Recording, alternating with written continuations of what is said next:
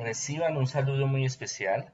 Dios derrame bendiciones en cada familia, en cada casa, en cada lugar donde estén, donde nos estén escuchando en este momento. Y qué bueno volver a encontrarnos en este espacio radial para poder conversar de algunos temas que a veces se malinterpretan y a veces se hacen y se forman teorías conspirativas en torno a Jesús. Por eso hoy vamos a hablar sobre el Jesús histórico. Es importante entender sobre la realidad de Jesús. Ahora, el hombre antiguo no se preocupaba, no se preguntaba si Jesús existió o no existió, era un hecho, porque habían pruebas que ratificaban de que Jesús existió. No solo siempre ha existido algunos que piensen que es un mito, una leyenda, pero en general todos y los historiadores y todos en la edad antigua, en el tiempo antiguo, daban razón de que sí existió un personaje que se llamaba Jesús y nació en Palestina. Ahora, ¿qué diferencia hay en el Jesús histórico al Jesús teólogo, al Jesús espiritual, al Jesús de la religión? Eh, que el Jesús histórico llega hasta la muerte de Jesús y desaparece, que son los hechos comprobados de la existencia de Jesús. Y ya Jesucristo, el Mesías, el Salvador, Dios y Señor nuestro, eh, ya lo toma la teología porque ya es una materia de fe.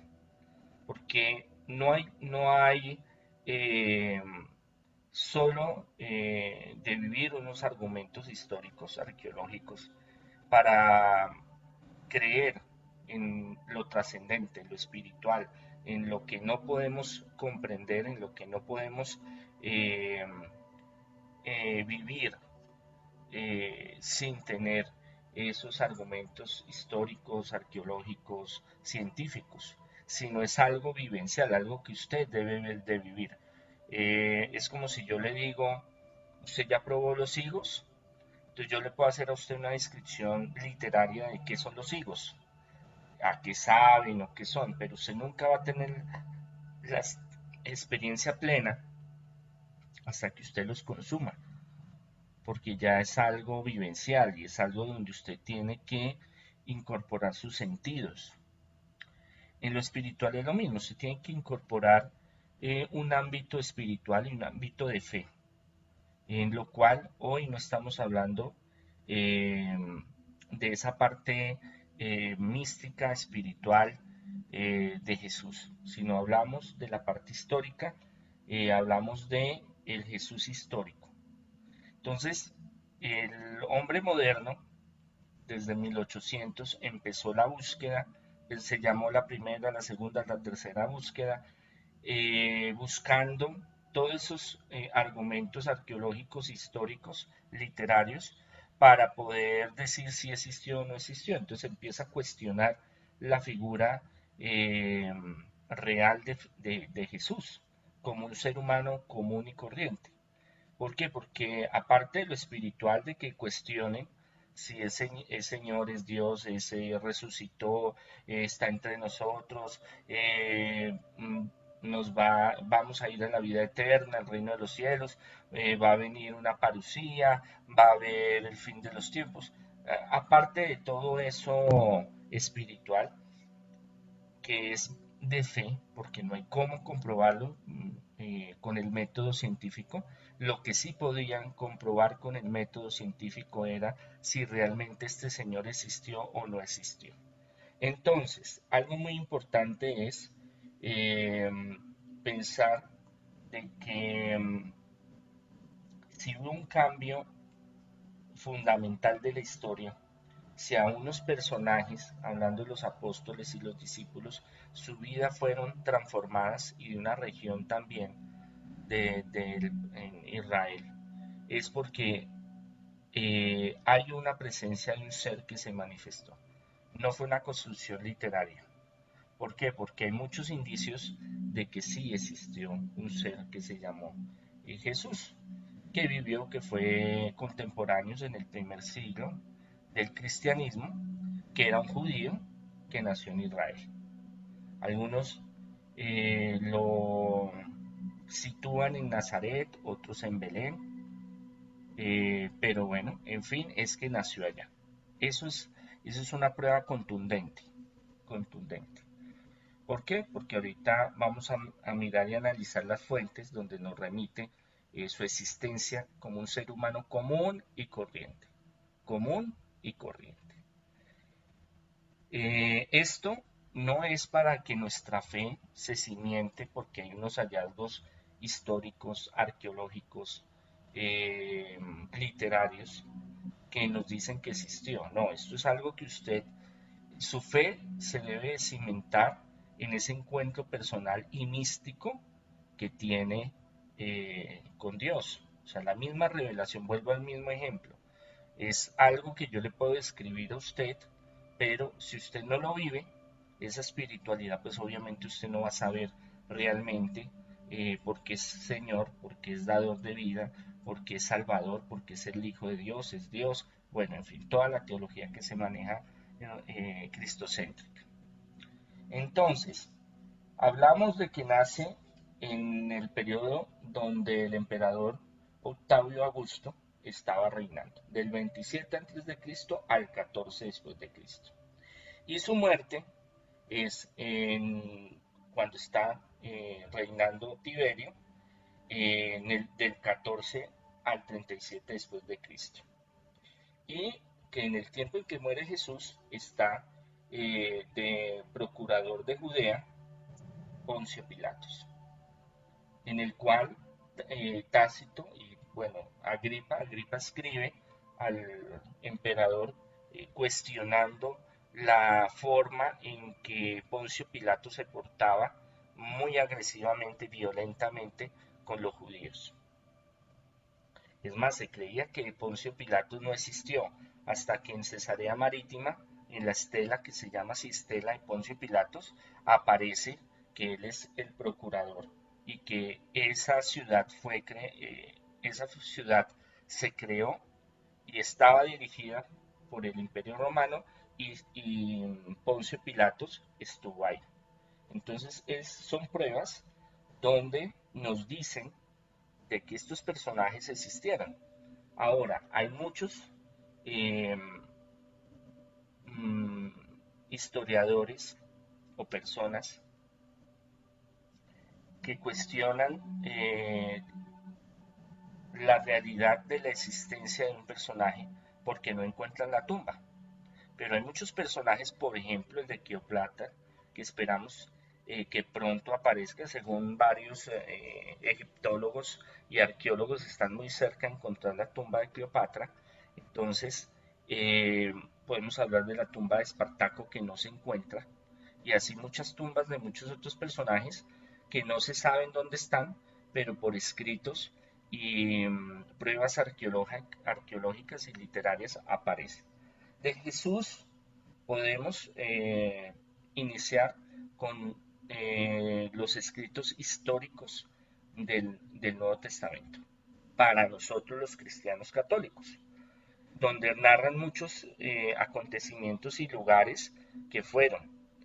Obviamente tenemos que entender de que el lenguaje bíblico, eh, la parte narrativa, cada apóstol o del discípulo, los que hayan escrito los evangelios y los libros del Nuevo Testamento, eh, hacen unas narraciones de los dichos y hechos de Jesús, unas narraciones donde profundizan más en la parte doctrinal y espiritual y de lo que Jesús hace, más que algo, un relato totalmente histórico en el ámbito de historia universal del mundo. Entonces, para nosotros, esa es una primera prueba. Para los que somos espirituales, creemos en Dios y que hay escritos, primero, segundo, tercer siglo, que hablan de Jesús.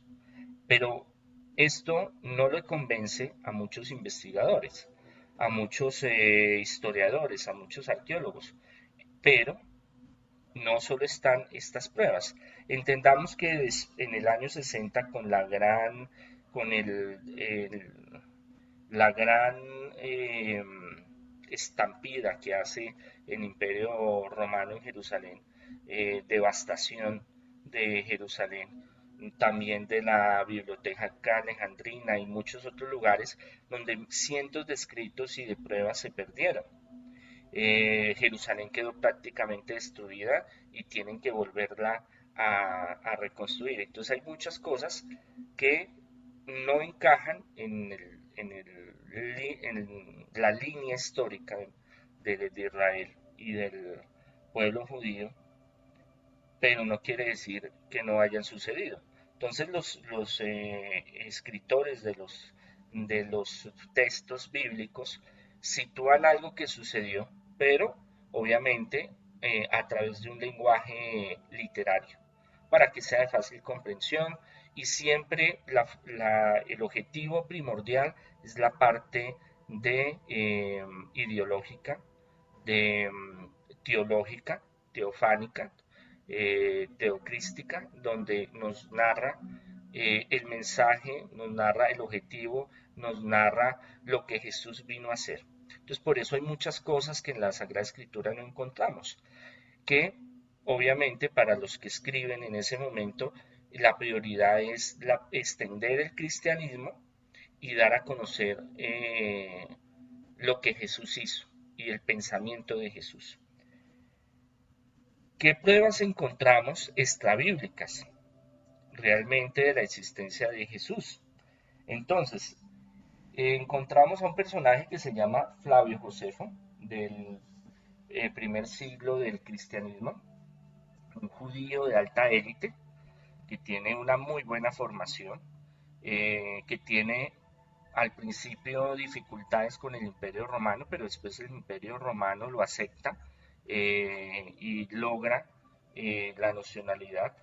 Y él escribe sobre muchos aspectos del pueblo judío y lo que tiene que vivir ese pueblo en ese tiempo y posterior también la historia de. Él trata de hacer una síntesis de la historia del pueblo de Dios, del pueblo elegido, el pueblo de Jesús, el pueblo de Israel, del pueblo de Moisés, de Abraham, de Isaac, de Jacob. Y escribe Antigüedades de los Judíos, que son los volúmenes, son más de 20 volúmenes, que todavía se imprimen, se pueden conseguir impresos, son PDF en internet, y entre ellos está el testimonio flaviano.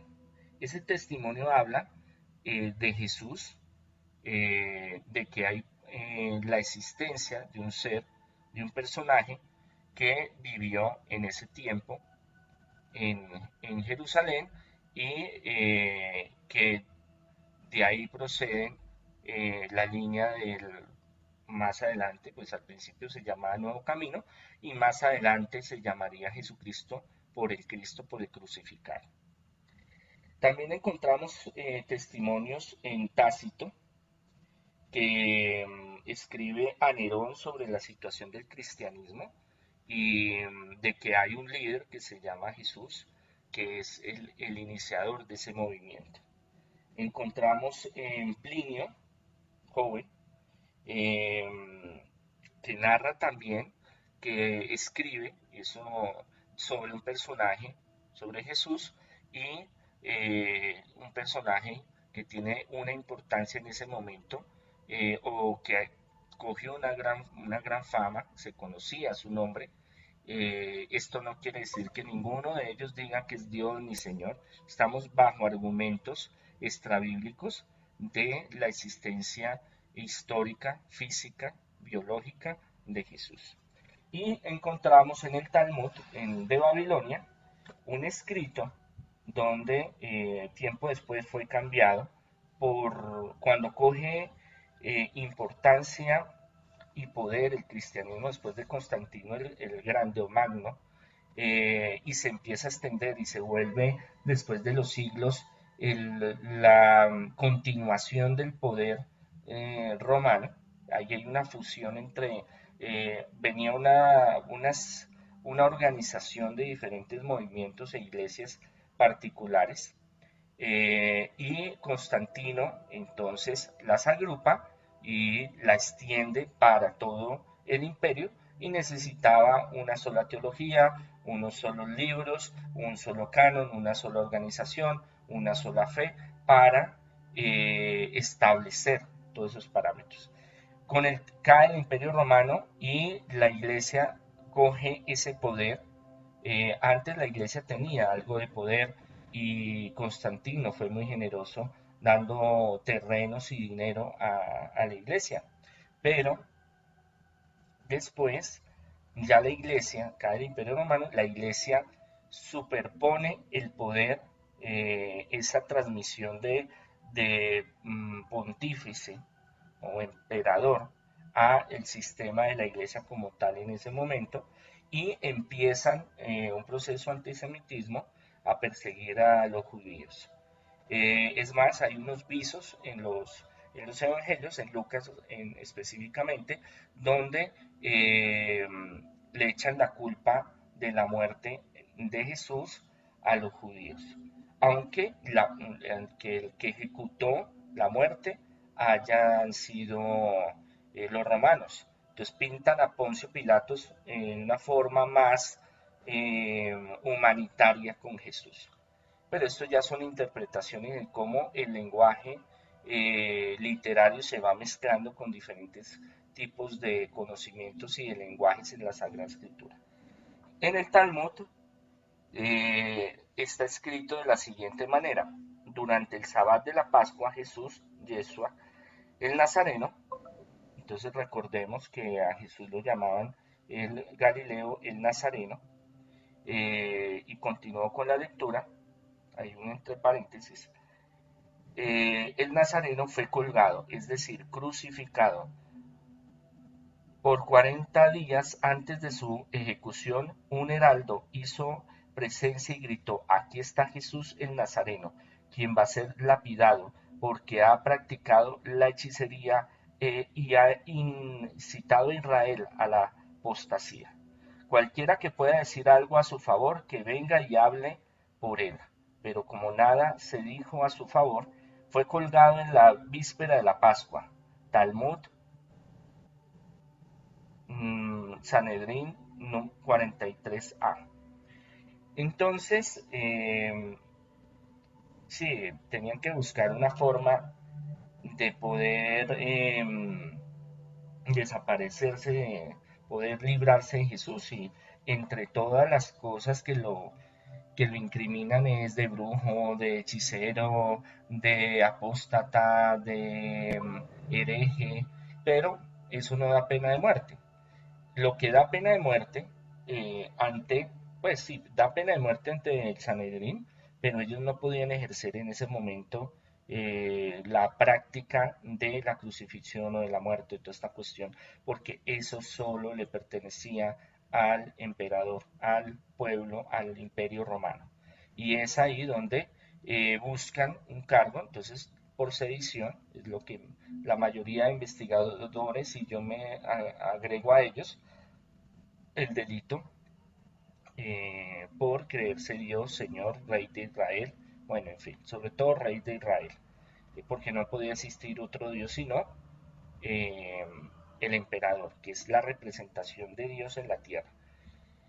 Entonces, nosotros podemos entender que históricamente, y con los argumentos que ahorita les comenté, sí existió la figura como tal de una persona que vivió. Hay otros escritos donde hablan sobre sus milagros y prodigios. Se conocía de que él era un dramaturgo de poder.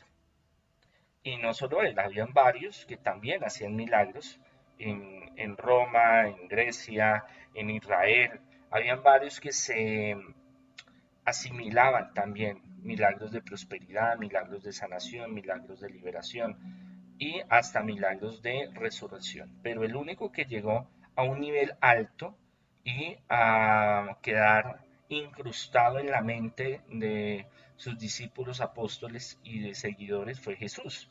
Y el único que trascendió a través de la historia y que hay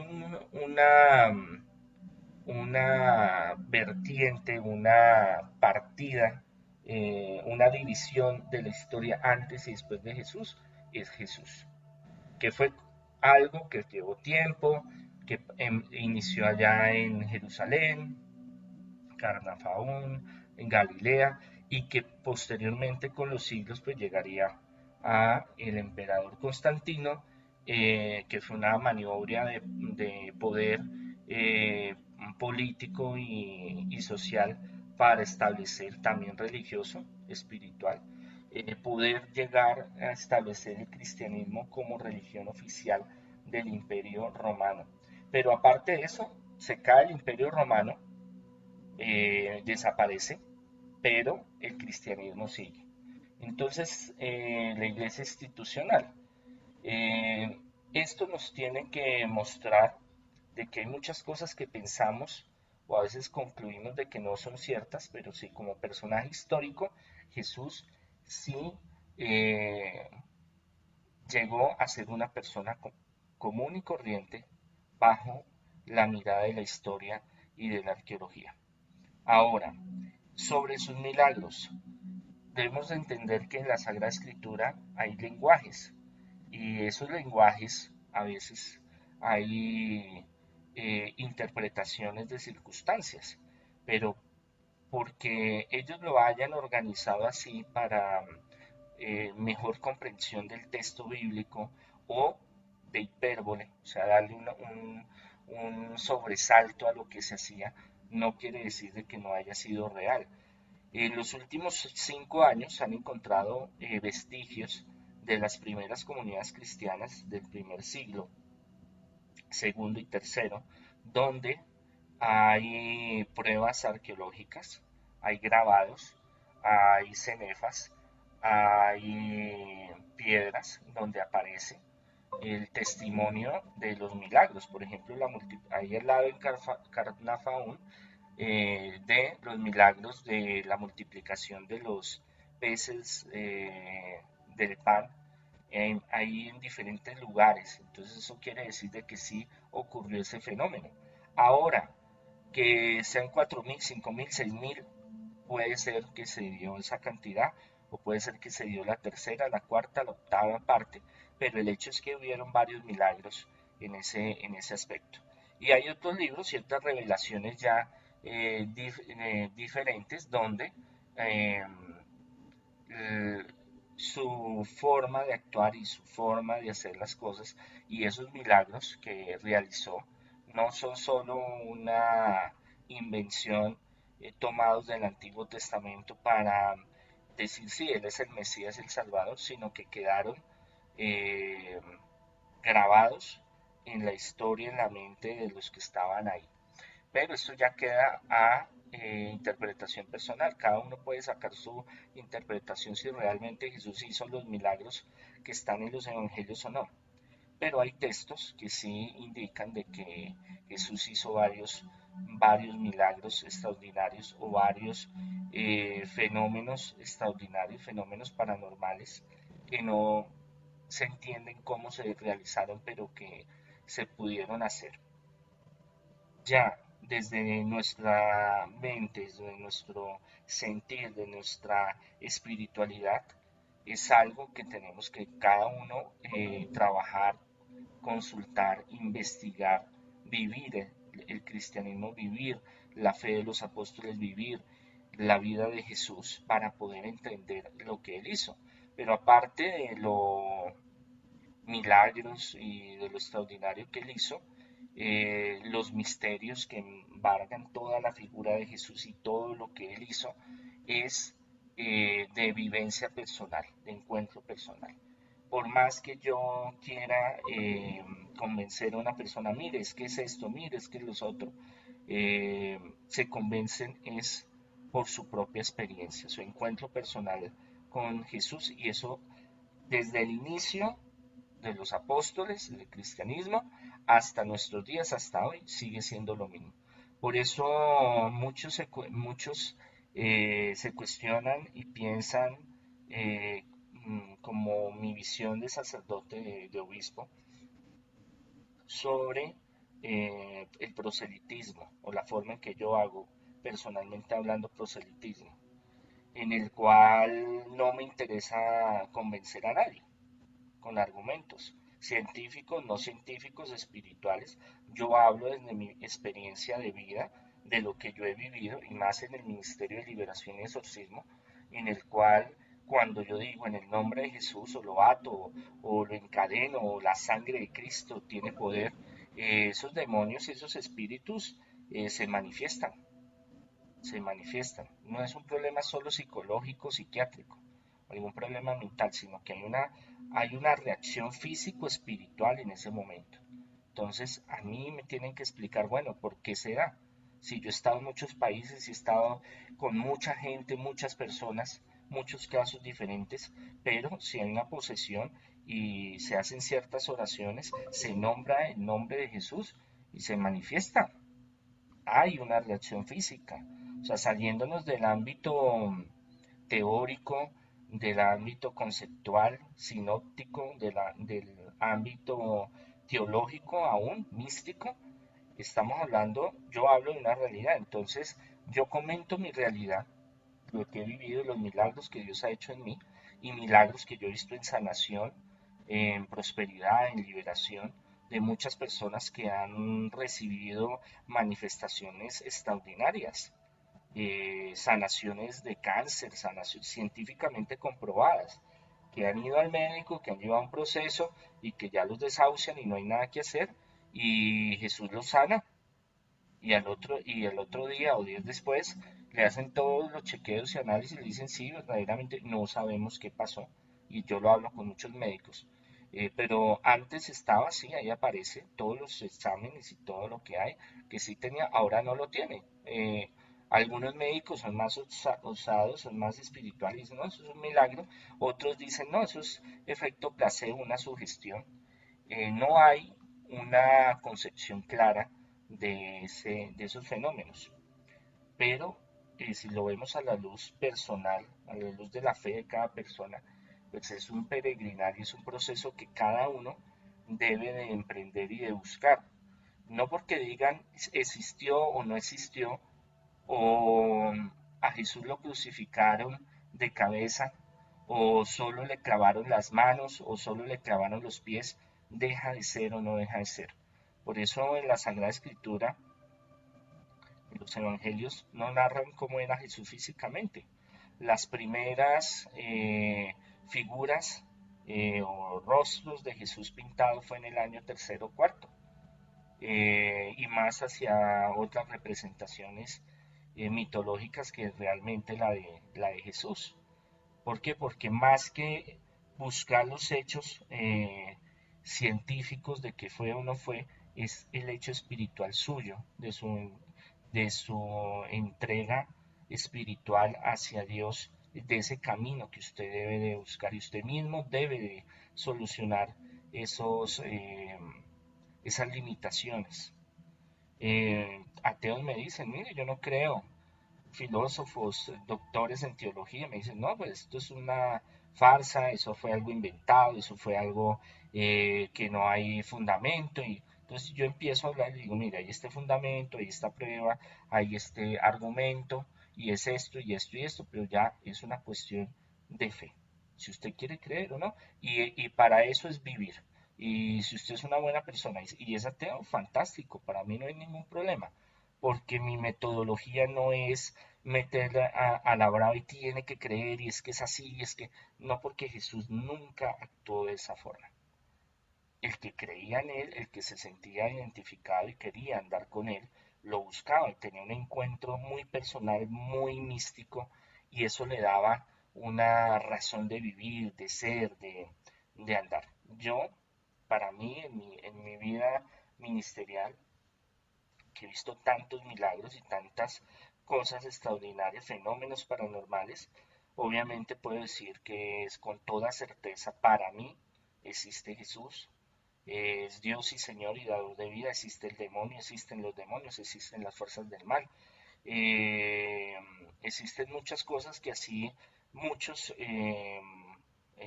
teóricos y muchos eh, intelectuales digan que no, porque su pensamiento dice que no, o lo que han investigado, lo que creen, dicen que no, pero para mí, en la parte práctica, como les decía, en el Ministerio de Sanación y de Exorcismo, he visto cosas, he visto muchas manifestaciones extraordinarias del poder de Dios.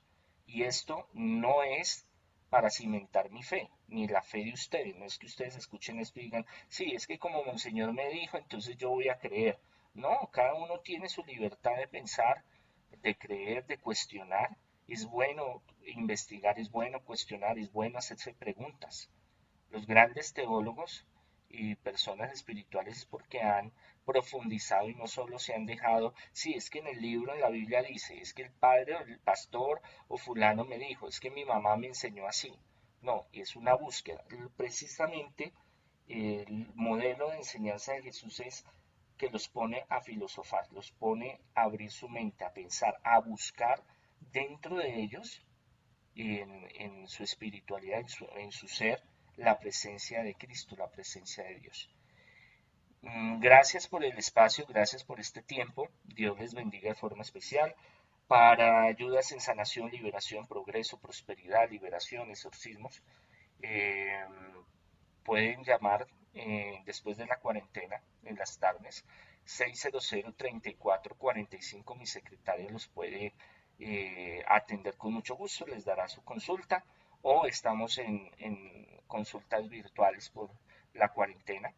También cursos de la Escuela en Alta Espiritualidad, Sanación, Liberación, Consejería Espiritual, lo que es demonología eh, y todas estas materias que llaman bastante la atención. En mi canal de YouTube, Instagram, Twitter, Facebook encuentran bastante material. O pueden buscar Congregación Sacerdotal Internacional Católicos Independientes. No representamos a la Iglesia Católica Romana, pero la respetamos y respetamos a todas las creencias, todas las religiones, a los agnósticos, gnósticos, ateos, a todos. Lo importante es que cada uno viva su fe, su espiritualidad, sean buenas personas, busquen un desarrollo ético, moral, social que ayude a todos en la humanidad. Ese es el objetivo.